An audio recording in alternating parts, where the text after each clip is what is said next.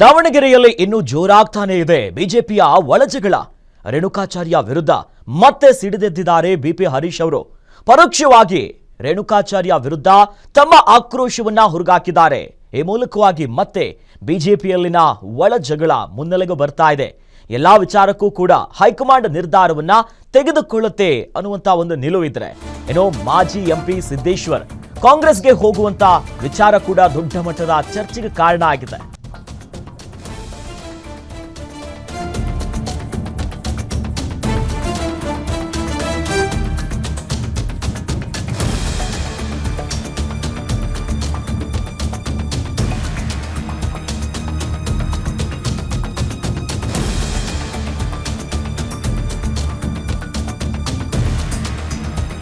ದಾವಣಗೆರೆಯಲ್ಲಿ ಬಿಜೆಪಿಯ ಒಳಜಗಳ ಜೋರಾಗ್ತಾನೆ ಇದೆ. ರೇಣುಕಾಚಾರ್ಯ ವಿರುದ್ಧ ಮತ್ತೆ ಸಿಡಿದಿದ್ದಾರೆ ಯಾರು? ಬಿಪಿ ಹರೀಶ್ ಅವರು ಪರೋಕ್ಷವಾಗಿ ರೇಣುಕಾಚಾರ್ಯ ವಿರುದ್ಧ ತಮ್ಮ ಆಕ್ರೋಶವನ್ನ ಹೊರಗಾಕಿದ್ದಾರೆ.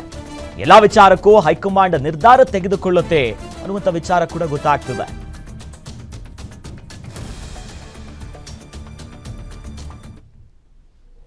ಅವ್ರ ತಂದೆ ದಿವಂಗತ ಜಿ ಮಲ್ಲಿಕಾರ್ಜುನಪ್ಪ ಸಂಸದರಾಗಿ, ಇವರು 4 ಬಾರಿ ಸಂಸದರಾಗಿ, ಕೇಂದ್ರ ಸಚಿವರಾಗಿ ಬಲಿಷ್ಠವಾಗಿ ಜಿಲ್ಲೆಯಲ್ಲಿ ಭಾರತೀಯ ಜನತಾ ಪಕ್ಷವನ್ನು ಕಟ್ಟಿ ಜಿಲ್ಲೆಯಲ್ಲಿ 7 ಶಾಸಕರನ್ನು ಗೆಲ್ಲಿಸ್ತಕ್ಕಂಥ ಒಂದು ಹೋರಾಟ ಮಾಡಿದಂಥವ್ರು ಕಾಂಗ್ರೆಸ್ಗೆ ಹೋಗ್ತಾರೆ ಅಂತ ಹೇಳ್ತಿರಲ್ಲ, 100ಕ್ಕೆ 100 ಸುಳ್ಳು. ಆಮೇಲೆ ಈ ರೀತಿ ಅಪಪ್ರಚಾರ ಮಾಡ್ತಕ್ಕಂಥವ್ರಿಗೆ ಗೊತ್ತಿಲ್ಲ, ಅಮಿತ್ ಶಾ ನರೇಂದ್ರ ಮೋದಿಜಿಯವರಿಗೆ ಎಲ್ಲ ಸತ್ಯವನ್ನು ತಿಳಿಯೋ ಒಂದು ಶಕ್ತಿ ಅವರಿಗಿದೆ ಅಂಥೇಳಿ ಅವ್ರಿಗೆ ಗೊತ್ತಿಲ್ಲ. ಇನ್ನೂ ಬಾಲಿಶ ರಾಜಕೀಯ ಮಾಡ್ತಾ ಇದ್ದಾರೆ.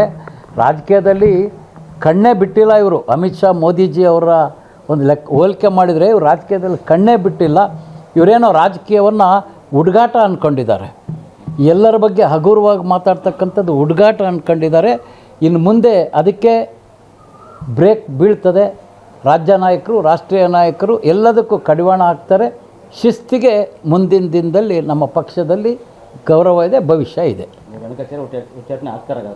ಅದು ರಾಜ್ಯ ರಾಷ್ಟ್ರ ನಾಯಕರಿಗೆ ಬಿಟ್ಟಿದ್ದು.